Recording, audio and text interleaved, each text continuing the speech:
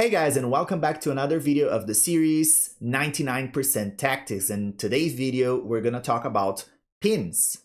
And if you haven't seen the previous videos of the series, I highly recommend you to check out the videos about knight forks and discovered attacks. You can check out the playlist. Again, we'll be going over 5 tactical problems, and we're going to be studying this specific pattern, which is the pin, in today's video. And if you are not yet subscribed to the channel, I recommend you click the button down below and subscribe for more videos like this one. But enough talk, let's go to the problems. This is the first one we're gonna cover today, which is white to move and win. You can pause the video and try to solve this. This one is fairly easy. And again, you know what kind of pattern you should be looking for today. And today's video is about pins. So you should be looking for pins. And what is a pin in the first place? It's when you have a piece in front of another one, so you have an X-ray kind of attack.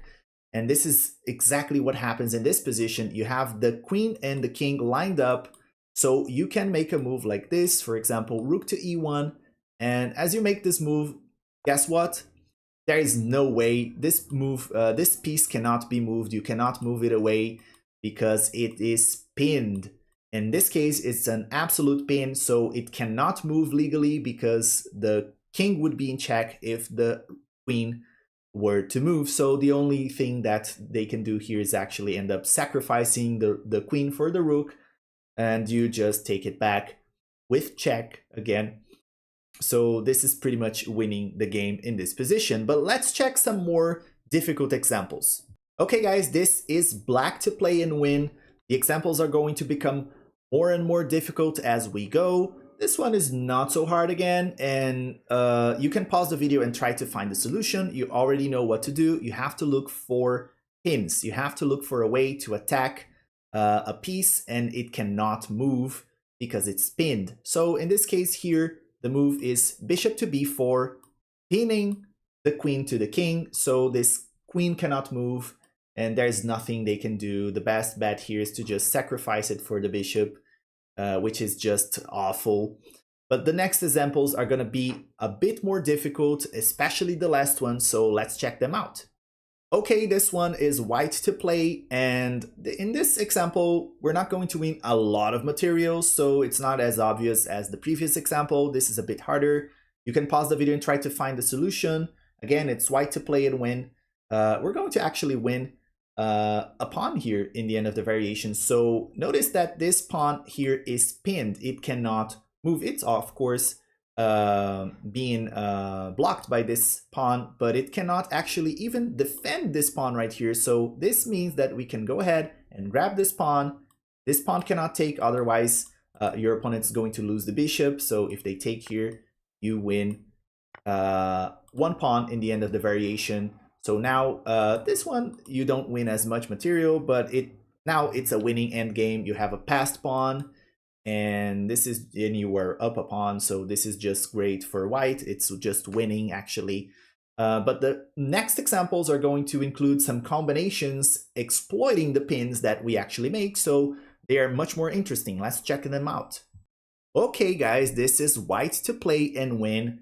This is a bit harder because it involves a little combo, so you should be looking for some more moves, not just one move. It's a little combination, so it's white to play. You can pause the video, try to find the solution. And here, guys, this is kind of interesting idea because you see this bishop here is actually fairly weak, because if you take it, for example, and you kind of sacrifice the rook here, but you're not sacrificing the exchange, your opponent cannot take, because if they take with the queen, you have this very powerful move here, pinning the queen to the king and winning on the spot. So that's the move. Rook takes e5. So if your opponent captures here, you have this very powerful move here, bishop to c3, and now you are making this absolute pin.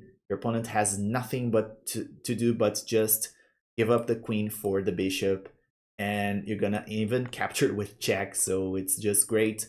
This is super winning for white here, and this is a little combo that we had. So the next one is gonna be the hardest problem of today. So it's a challenge. Let's see if you can solve it.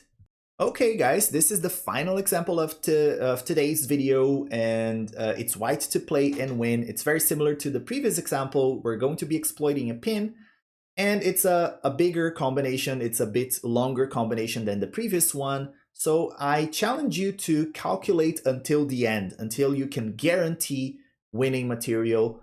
So this is a bit more difficult than you think.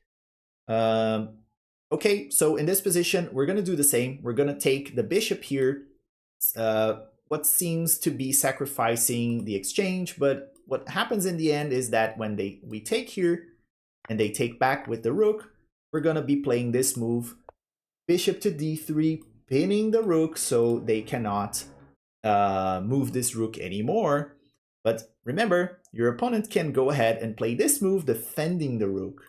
So you cannot just take because they just take back and you have just the pawn here. It's not super winning. What you can do here is play this move, g4, attacking the rook once again.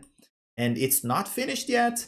Your opponent can do this because then they're going to be winning something here. And you have to play this kind of more accurately, as accurately as possible. Right, so in this case, you can just take here, or you can just take here. You have two options. You can take with the bishop, or you can take with the pawn. Either one is going to be winning, so we're going to take with the pawn in this case here. I think there is not much of a difference, but we're going to take with the pawn here. So we can push this pawn and try to queen it. We can bring the king, and this is pretty much super winning for white in this position. And remember, if you liked this video and if you exercised a lot of pins here and you improved your chess tactics, remember to leave a like, comment down below if you have something to say. I'll be reading and answering all the comments. And as always, I see you guys in the next one. Bye bye.